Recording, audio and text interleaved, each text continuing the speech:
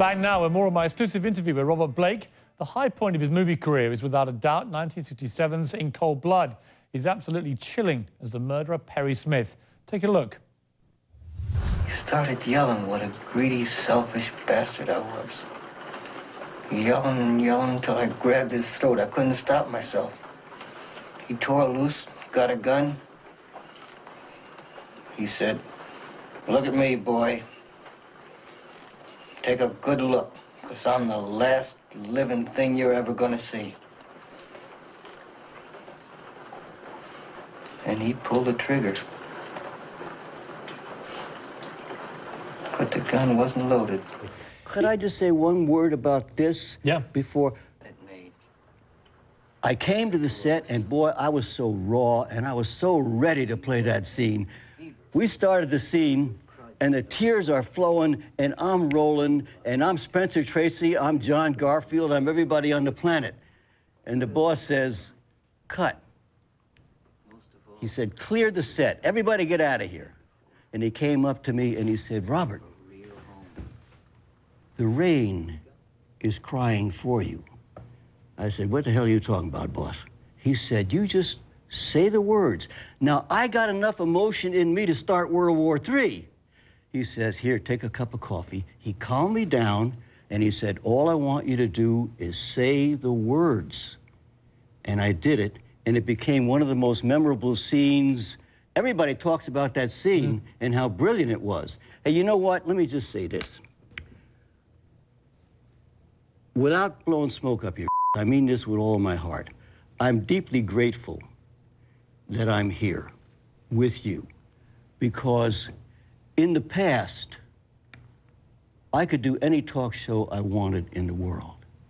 But Barbara Walters said, "You know, I love you, Robert, but you can't be on The View."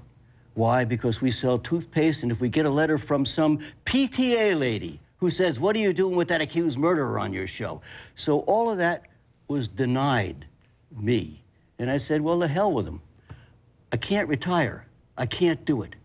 I got to show the cops and all those son of a that thought I was dead that I can get on the bull and ride him again. My goal in life is to make one more beautiful film, not write books and not do talk shows and not go out and sign autographs like all older actors and that do. And there's nothing wrong with it. That'd be fine. I could go on the road and spend the rest of my life with the people.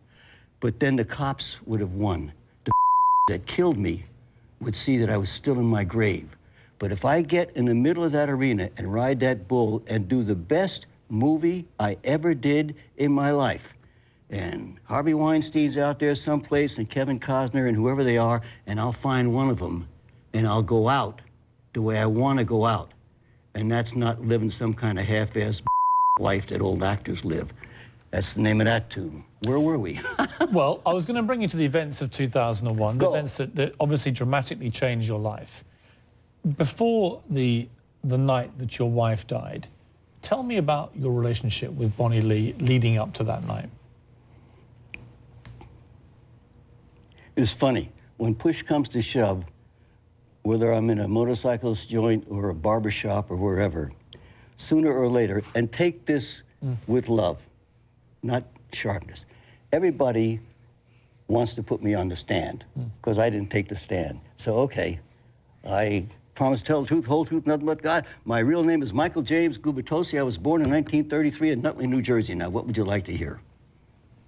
What your relationship was like with her before she died? My relationship with her was not bad. I felt sorry for her sometimes, because God never gave her that little piece of sunshine that he gave me. All the times I could have been dead and should have been dead and would have been dead, but God always said, "No, here's the sidewalk, little boy. Go out there and dance and they'll throw money." She wanted to be, I don't know, a movie star. She was a talented woman. She was a lot of things. And we got married. Everybody said, "Well, why did you get married?" Why not? Did you know? I had the most beautiful gift that anybody could ever have. I had a newborn child in my hand. Did you love her, though? No. I didn't know her well enough to know her. I love her. I love you as a human being. You're my brother in arms. We're all in this thing together. But we were not dramatically in love or things like that. Once you got married and stuff about her past began to materialize, the stuff about being a scam artist. I knew that before we got married. Did you know everything about her? Nobody ever knows everything. It's particularly a person like Bonnie. Nobody will ever know everything about Bonnie. If you're being honest, though, Robert, was she duplicitous? Was she a liar? Was she a con artist? I think she was a con artist, yes. I think she came to Hollywood to con her way into show business. I mean, she tried to hustle Christian Brando. She actually named my baby Christian Brando. And I changed the name. But when we found out that I was the father, and what better thing could I do for myself or my baby than marry her mother? What's the downside? What's the worst that can happen? After 3 or 4 years, it didn't work out, and then we got divorced, but I would have my baby all the time with me, rather than having to fly to wherever she chose to live and go through lawyers and all that about I want to see my baby, yada, yada. What do I need that for? I'm an old man. I'm filthy rich. I got $25 million. I'm not talking abstract. I mean, I had $25 million that I could get my hands on in one day. I didn't have margin stock. I owned the stock. I owned half of Santa Monica. Hard dollars. I'm broke now. I couldn't buy a for a field mouse. I'm broke as I couldn't buy a hole in a nickel donut. But I was filthy rich. I said, well, Robert, where'd all the money go?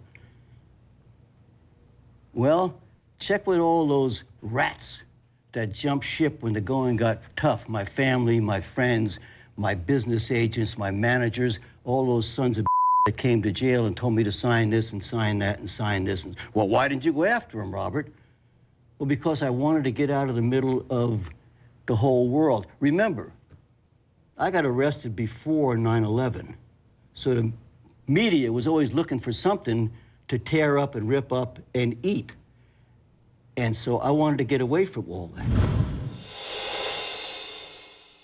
We asked ABC for a response to what Robert Blake had to say about Barbara Walters and The View. They had no comment. And for the record, there were no preconditions for his interview with me. When we come back, things get really heated when I ask Robert Blake about the murder of his wife.